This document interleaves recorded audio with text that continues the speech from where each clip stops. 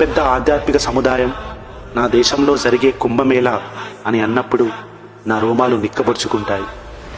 పాశ్చాత్య దేశ ప్రజలు నా దేశం యొక్క సాంప్రదాయాన్ని మనస్ఫూర్తిగా స్వీకరించి ఆ అనుభవాన్ని ఆనంద బాష్పాల రూపంలో వ్యక్తపరుస్తుంటే దేశంలో ఉన్న హిందూ వ్యతిరేకులను చూస్తే ఎంతో అసహ్యం వేస్తుంది.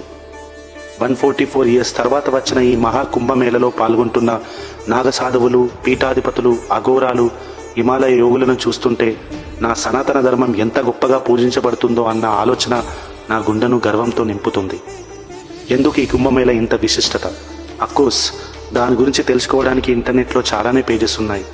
కానీ నన్ను బాధపెడుతుంది అనదర్ సైడ్ ఆఫ్ కైన్కు ఉన్న సో కాల్డ్ ఇంటెలెక్చువల్స్. వాళ్లకు కుంభమేళ అనేది అనవసరమైన ఖర్చు అని, పర్యావరణానికి హానికరమని, హిందువులందరూ అంధభక్తులని అభిప్రాయం చాలా గట్టిగానే ప్రచారం చేస్తున్నారు. వాళ్ళకు చెప్పాల్సింది ఒక్కటే, నా సనాతన ధర్మం ప్రతి కార్యంలో ఒక scientific reason and socio economic development ఉంది. అది కొంతమందికి కనబడదు. కోట్ల మంది భక్తులు కుంభమేళలో పాల్గొనడం వల్ల సామూహిక మనోశక్తి అంటే కలెక్టివ్ కాన్షియస్నెస్ ప్రభావం ఉంటుంది. దీనివల్ల పాజిటివ్ ఎనర్జీ మనుషుల్లో పెరుగుతుంది. ఇది సైకాలజీ. కొన్ని సైంటిఫిక్ రీసెర్చ్ ప్రకారం గంగాజలంలో లివింగ్ బ్యాక్టీరియా హతమార్చే శక్తి ఉంటుంది. ఇది వాటర్లో ఉన్న వైరల్ ఫేజ్ వల్ల జరుగుతుంది.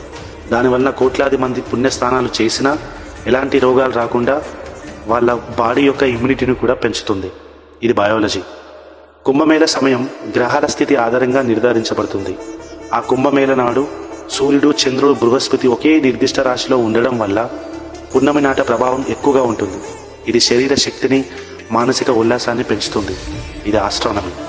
మోస్ట్ ఇంపార్టెంట్లీ ఇది ఖర్చు కాదు, ఆర్థిక వ్యవస్థను బలపరిచే ఒక అవకాశం. కుంభమేళ సమయంలో local business, tourism, self employment విస్తృతంగా పెరుగుతుంది. 2025 కుంభమేళ 46 డేస్లో 3 లక్షల కోట్ల బిజినెస్ జరుగుతుందన్న అంచనా. ఇది ఎకానమీ. సో విమర్శలు చేసే ముందు దాని వెనుక విశ్వాసాన్ని, సైన్స్ని, కల్చరల్ హెరిటేజ్ని అర్థం చేసుకోవడం ఇంపార్టెంట్. ఫైనల్గా కుంభమేళ కేవలం హిందువులకు మాత్రమే కాదు, ఇది మానవత విలువలకు సంబంధించిన పండుగ. ఈ కుంభమేళ కేవలం ఆచారం మాత్రమే కాదు, ఇది భారతీయత జీవితం.